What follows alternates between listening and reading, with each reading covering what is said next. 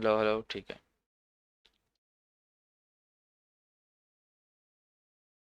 अच्छा जी। यहाँ पे सबसे पहले हमने बनानी है फाइल क्लास 12.html। ठीक हो गया।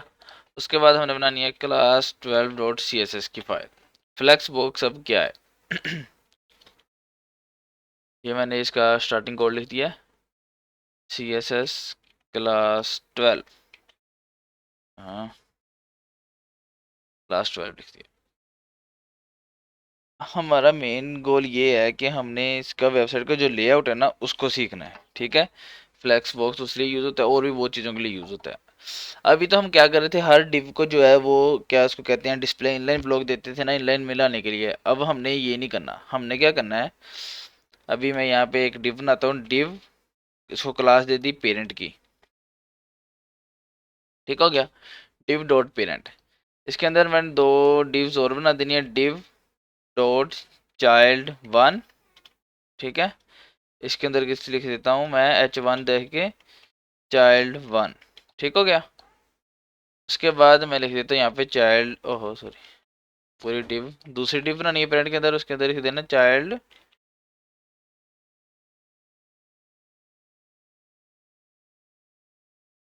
टू और चाइल्ड टू।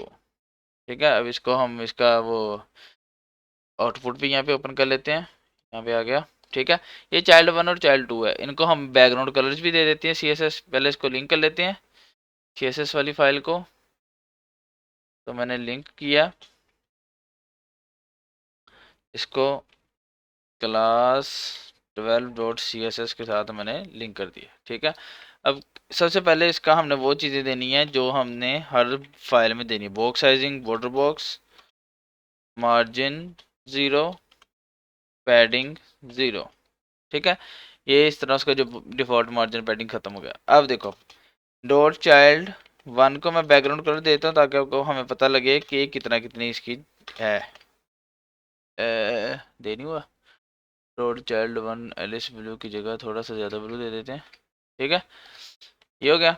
और चाइल्ड टू को भी इस तरह का एक कलर दे देते हैं।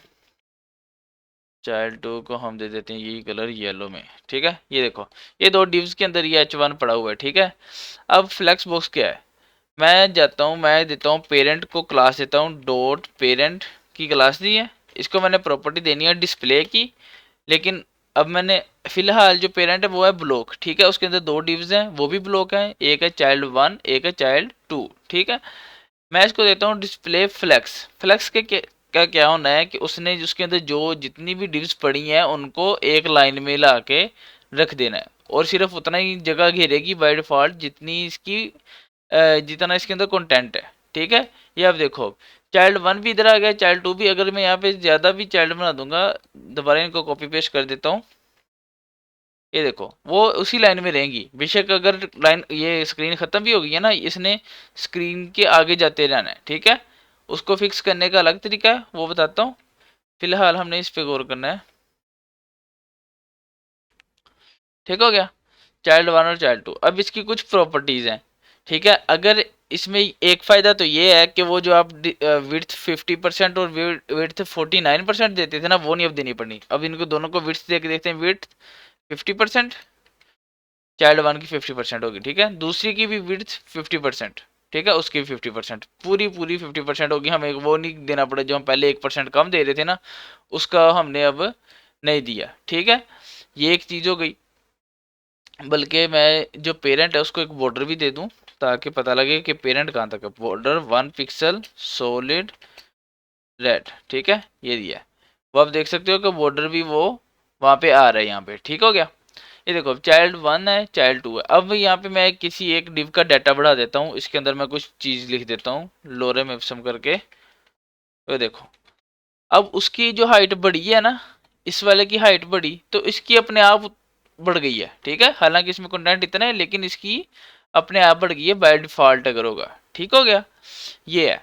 अब डिस्प्ले फ्लैक्स देके इसके साथ आप कुछ प्रॉपर्टीज और दे सकते हो। ठीक है। अगर हम इसकी विड्थ इनकी नहीं देते ना, हमारे पास जितना हम चाहते हैं जितना कंटेंट है उसके हिसाब से ही रहे।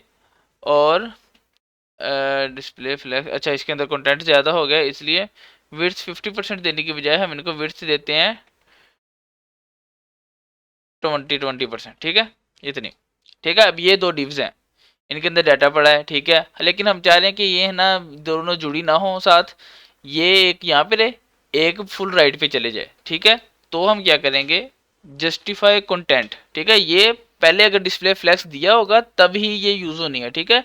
ये आपने बात याद रखनी है, इसमें आपने वो नहीं करना बाद में आप कहोगे ये जस्टिफाई कंटेंट से उधर नहीं जा रहा, ठीक है। ये हम पेरेंट को दे रहे हैं प्रॉपर्टीज, ठीक है, ये देखो ये पेरेंट डिव है, इसको हमने प्रॉपर्टीज देनी है, तो उसके हिसाब से ये दोनों डिव्स जो हैं वो हो रही हैं, ठीक है। हमने सिर्फ इन डिव्स को एक बैकग्राउंड कलर दिया है, जो कि हमें पता लगता रहे कि ये डिव कहाँ से कितनी कितनी है, और एक हमने इनको विड्थ दी है 20% ठीक है, ताकि हम इनके साथ सही तरह जो है वो डिफरेंट प्रॉपर्टीज अप्लाई कर सकें, ठीक है।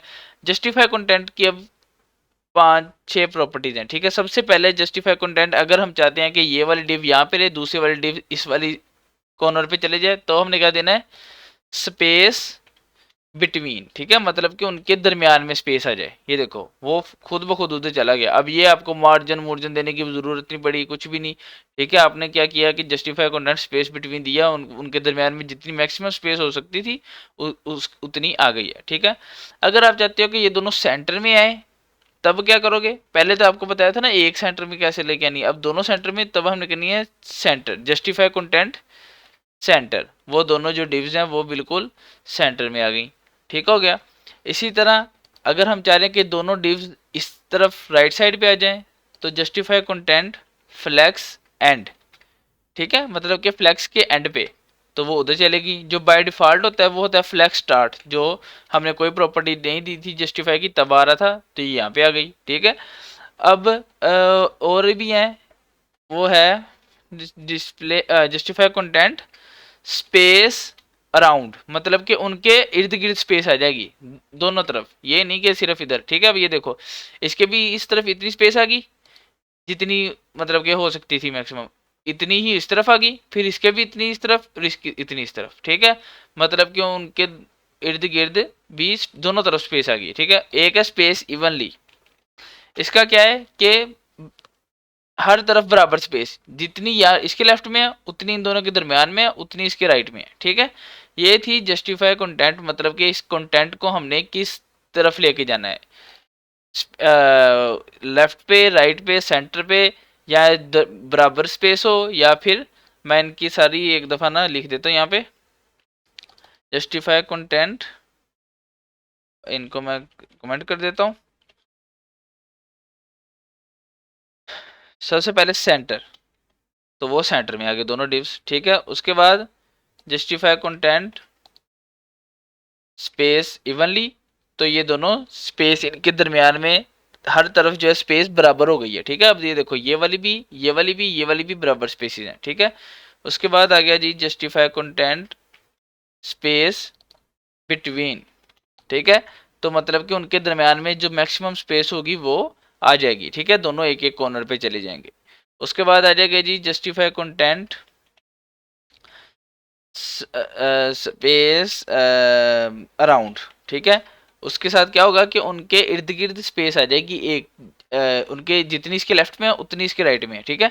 लेकिन अब इन दोनों के दरमियान में स्पेस इसलिए ज्यादा है क्योंकि इसके लेफ्ट में इसके राइट में अलग स्पेस है, इस वाले के राइट में अलग स्पेस है, और इसके लेफ्ट में अलग स्पेस है, ये अब इवनली नहीं रही, ठीक है। और उसके बाद है जस्टिफाई कंटेंट फ्लैक्स एंड, ठीक है, मतलब कि वो दोनों आखिर पे चले जाएंगे। उसके बाद आएगा जस्टिफाई कंटेंट फ्लैक्स स्टार्ट, जो इनकी डिफॉल्ट है वो इस तरह आ जाएगी, इसको हम शुरू में रखते हैं, फ्लैक्स एंड को एंड पे रखते हैं, ठीक है। ये जस्टिफाई के साथ आप ये चीज़ें कर सकते हो, ठीक है। जस्टिफाई, लेकिन ये तभी काम करेगा जस्टिफाई जब डिस्प्ले फ्लैक्स दिया हुआ है आपने उसको, तभी बस, ठीक हो गया। ये थी जस्टिफाई की प्रॉपर्टीज, जो फ्लैक्स के साथ अब और प्रॉपर्टी यूज होती हैं वो सारी करवानी है, ठीक है, जस्टिफाई की प्रॉपर्टीज है, ठीक है।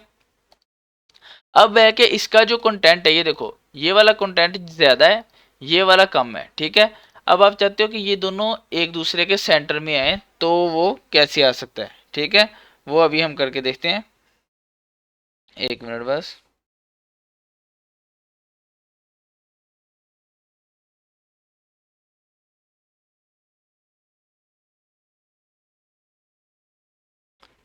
अच्छा जी, तो वो हम कैसे लेके आएंगे, वो उसके लिए प्रॉपर्टी यूज होती है अलाइन की। ठीक है, अलाइन आइटम्स की। ठीक हो गया, अलाइन आइटम्स की प्रॉपर्टी हमने यूज करनी है। ये दोनों इसकी आइटम्स हैं। ठीक है, ये वाली चाइल्ड वन डिव और चाइल्ड टू डिव इसकी आइटम्स हैं। ठीक है, अलाइन आइटम्स, अलाइन आइटम्स आप लिखोगे। ठीक है, आ गया। अब यहाँ पे इसकी प्रॉपर्टीज है। सबसे पहले जो बाय डिफॉल्ट है वो है फ्लैक्स स्टार्ट ही। ठीक है, हम यहाँ पे फ्लैक्स एंड कर देंगे तो वो नीचे चलेगी। ठीक है, मतलब कि उसके बॉटम पे। इसका कंटेंट ज़्यादा है इसलिए वो नहीं गई, लेकिन इसका कम था तो ये दोनों नीचे चले गई हैं। ठीक है, अब इसकी हाइट जो है वो 100% नहीं रही। ठीक हो गया, मतलब कि इतनी इसकी जितनी नहीं है। जब आप अलाइन आइटम्स यूज़ करते हो तब उसकी हाइट वो जो है वो ख़त्म हो जाएगी। ठीक हो गया, उसके बाद आ जाएगी जी अलाइन आइटम्स मिडल, नहीं सेंटर। लाइन आइटम सेंटर करोगे तो वो उसके सेंटर में आ जाएगी डिव। ठीक है, दोनों डिव्स एक दूसरे के सेंटर में। इसकी क्योंकि हाइट ज़्यादा है इसलिए इस पे कोई चेंज नहीं आ रहा है, इसकी कम थी इसलिए इस पे चेंज आ रहा है बस। ठीक हो गया, अलाइन आइटम सेंटर आ गया। उसके बाद है अलाइन आइटम्स स्टार्ट, जो नॉर्मल है वो मतलब कि नॉर्मल नहीं है, मतलब ये ऊपर चलेगी है। ठीक है, उसके बाद आ जाएगा अलाइन आइटम्स नॉर्मल पे करेंगे तो वो जो बाय डिफ़ॉल्ट था नॉर्मल वाला वो आ जाएगा। सबसे पहले जो मैं रख रहा हूँ ना वो बाय डिफ़ॉल्ट वाला है। ठीक है, ठीक हो गया। तो इस तरह ये अलाइन आइटम्स इस तरह यूज़ होता है। ठीक है, अभी हम इसको यूज़ करके भी देखेंगे। अभी हमने क्या किया है, जस्टिफाई कंटेंट किया है और अलाइन आइटम्स किया है बस। ठीक है, अब हमने एक नैव बार बनानी है और उसके साथ ये हमने डिस्प्ले यूज़ करना है। इसकी और भी हैं लेकिन वो हम साथ साथ करेंगे ताकि एक दफ़ा ही करके आप कंफ्यूज ना हो जाओ। ठीक हो गया, अच्छा जी, अब हमने नैव बार बनानी है एक। सबसे पहले यहाँ पे हम बनाएंगे हेडर का टैग दे दिया, उसके अंदर नैव बनाई हमने। ये वाली नैव बार बनानी है जो यहाँ पे खुली हुई है। नैव बार, नैव बार, नैव बार किधर गई, नेविगेशन बार। ठीक है, ये वाली हमने बनानी, ये वाली। ठीक है, हॉरिजॉन्टल ये वाली। ठीक है, इसको मैं क्लास देता हूँ, क्लास नैव डैश लेफ्ट। ठीक है, कि मतलब ये लेफ्ट वाली नैव है। इसके अंदर मैं यूएल रखी, उसके अंदर एल आई रखा, उसके अंदर ए रखा। ठीक है, एक लिस्ट में हमने बनाने हैं। तो इसको मैंने खाली कमेंट खाली वो दे दिया है इसका पाथ। ठीक है, हैशटैग आप डाल दोगे तो उस पर क्लिक करने से कुछ भी नहीं होगा। ठीक है, मैंने यहाँ पे लिखा होम, ये आ गया होम इधर। ठीक है, उसके बाद मैंने इसको कॉपी कर लेता हूँ, यहाँ पे लिखा अबाउट, अबाउट भी आ गया। इसके बाद लिखा मैंने क्या इसको कहते हैं, होम अबाउट और होम अबाउट शॉप। ठीक है, ये लिख दिया फिलहाल। ठीक है, ये आ गया। अब इसी तरह की नैब एक हमने उसके लेफ्ट में भी बनानी है। ये आप देख सकते हो, ये अबाउट अकेला भी लिखा हुआ है। ठीक है, तो हमने यहाँ पे लाके इसमें सिर्फ एक ही एल आई होगा तो हमें यहाँ पे लिख देना है अबाउट।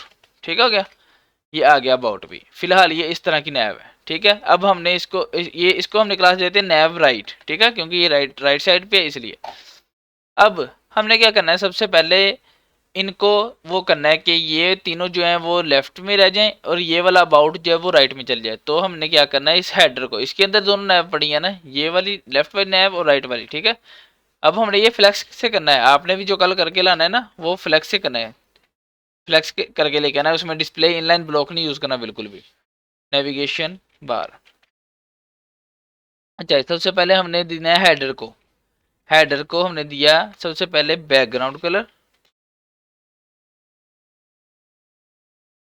ठीक है, ये मैंने बैकग्राउंड कलर दे दिया। उसके बाद मैंने हेडर के अंदर जितने भी लिंक्स हैं ना उनको मैं कलर दे देता हूँ। हेडर के अंदर जितने भी ए हैं, ठीक है, उनको कलर दे दिया वाइट, वाइट कलर दे दिया। ठीक है, वो ठीक हो गए। उसके बाद मैं इनकी टेक्स्ट डेकोरेशन भी खत्म कर देता हूँ, नन। ठीक है, और इसके अलावा मैं हेडर के अंदर जो यूएल है उसकी मैं वो भी खत्म कर दूंगा, जो क्या कहते हैं लिस्ट स्टाइल टाइप नन। ठीक है, वो जो आ नहीं रहे होते इधर गोल गोल बने होते हैं लिस्ट के, वो खत्म हो गए। अभी वो इस तरफ आ गए थे इसलिए नजर नहीं आ रहे। ठीक है, ये भी खत्म, बल्कि आपको पहले दिखाई दूं पहले करके, ताकि अभी इसकी पैडिंग खत्म हुई हुई है ना। पैडिंग अगर लेफ्ट से होगी ना, इसकी पैडिंग 50 पिक्सल। ठीक है, तो ये देखो ये ब्लैक ब्लैक डॉट्स बने हुए हैं, ठीक है, लिस्ट वाले, वो हमने खत्म करने के लिए display list style type none दिया, तो वो खत्म हो गए। ठीक है, ये पैडिंग खत्म कर देते हैं अब यहाँ से। अब हमने क्या करना है सबसे पहले कि जो ये वाले 3 लिंक हैं ये इधर रहे लेफ्ट में, ये वाला अबाउट उधर राइट में चल जाए। ठीक है, उसके लिए हमने क्या करना है, हेडर को देना है डिस्प्ले फ्लैक्स। ठीक है, वो आ गए दोनों एक दूसरे के सामने, ये 3 लिंक इधर आ गए और ये वाला इधर आ गया। अब हमने क्या देना दूसरी property, justify content space between. ठीक है, जो अभी हम यहाँ पे करके रहते हैं जस्टिफाई कंटेंट स्पेस बिटवीन, तो क्या होगा, मैं इसको सेव करता हूँ, तो वो देखो वो उधर चला गया, अबाउट उधर चला गया, ये तीनों इधर आ गए। ठीक है, अब हमने क्या करना है कि इन ये जो लिंक्स हैं यूएल के अंदर जितने भी एल आई हैं उनको वो भी एक दूसरे के आमने सामने आ जाए। ठीक है, अब हमने क्या करना है, हेडर के अंदर जो यूएल है उसको प्रॉपर्टी देनी है डिस्प्ले फ्लैक्स, और वो भी तीनों एक दूसरे के आमने सामने आ गए। ठीक है, अब कोई चीज नहीं रह गई, ए को हमने सबसे पहले देना है जी डिस्प्ले इनलाइन ब्लॉक। ठीक है, इनलाइन ब्लॉक बल्कि नहीं डिस्प्ले ब्लॉक देना है। ठीक है, ताकि आप ना कंफ्यूज ना हो, डिस्प्ले ब्लॉक इसलिए दिया ताकि हम इसको पैडिंग वगैरह दे तो उस पर सही तरह अप्लाई हो। ठीक है, अब बस हमने पैडिंग देनी है इनको लिंक्स को, पैडिंग ऊपर नीचे से 10 पिक्सल, साइडों से 20 पिक्सल आ गई। ठीक है, अब ये देखो इस तरह का बन गया ना। अब बस कलर चेंज करने हैं और उसका फ़ॉन्ट चेंज करना है। फ़ॉन्ट हम ऊपर यहाँ पे ना बॉडी को दे देते हैं, बॉडी का फ़ॉन्ट, फ़ॉन्ट फैमिली एरियल वाली। ठीक है, वो वाली फ़ॉन्ट फैमिली आ गई है। ऊपर से थोड़ी सी पैडिंग और बढ़ा दें, 10 की बजाय 15 कर दें। ठीक है, तो ये भी हो गया। उसके बाद क्या रह गया जी के हेडर के ऊपर जो ए है उस पर अगर मैं होवर करूं, उसके ऊपर मैं अगर होवर करूं तो वो बिल्कुल ब्लैक कलर है। ये थोड़ा सा लाइट ब्लैक है, तो बैकग्राउंड कलर 000। ठीक है, ये ब्लैक कलर का कोड है। देखो जब मैं होवर करूंगा ए पे, ये देखो बिल्कुल सेम ये चीज आ गई, ये देखो। ठीक है, अब लास्ट चीज क्या रह गई है कि ये जो है ग्रीन सा कलर, ये देखें, ये कैसे आता है कि आप ना एक उसकी अलग क्लास बना देते हो एक्टिव की। ठीक है, मतलब कि जिस पेज पे हो गया ना उस वाले पेज के लिंक को क्लास एक्टिव आएगा। ये हम करते हैं बैकएंड से। ठीक है, आपने बस ये इस तरह क्लास एक्टिव दे देना है जब आपने अलग अलग पेज बनाने हैं। जिस पेज पे आप हो गए उस वाले लिंक को आपने एक्टिव की क्लास देनी है और फिर उसकी स्टाइलिंग देनी है अपने हेडर के अंदर जो ए है डॉट एक्टिव। ठीक है, ए डॉट एक्टिव मतलब कि ए लिंक जिसकी क्लास, बल्कि हेडर के अंदर जो एक्टिव है। ठीक है, बस ये कर लो। उसका बैकग्राउंड कलर क्या दे देना है, ग्रीन सा जो है उधर दिया हुआ। वो ये वाला ग्रीन नहीं है, वो है ग्रीन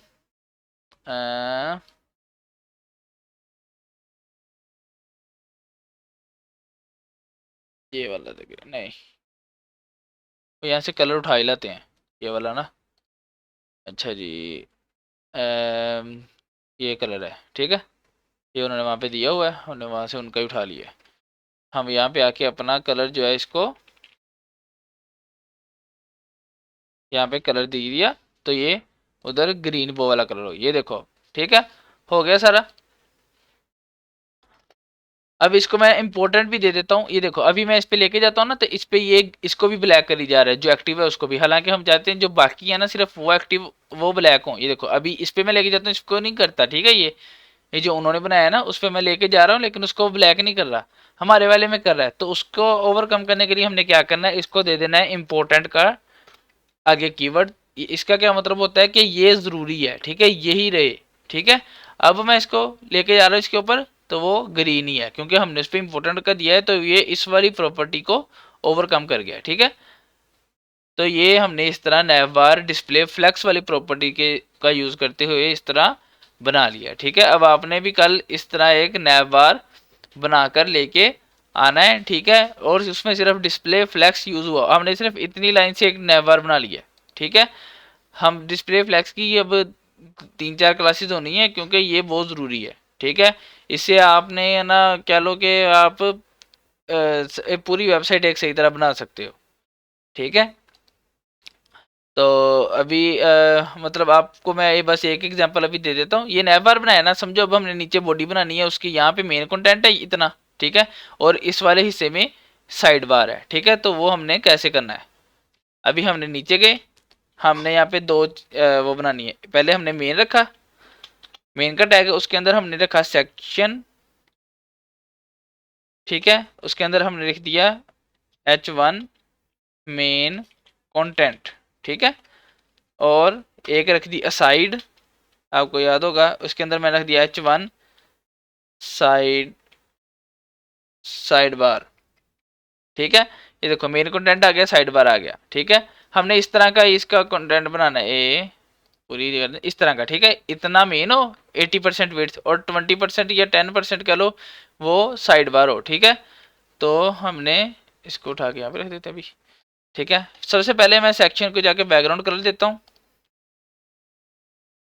सेक्शन को बैकग्राउंड कलर दिया,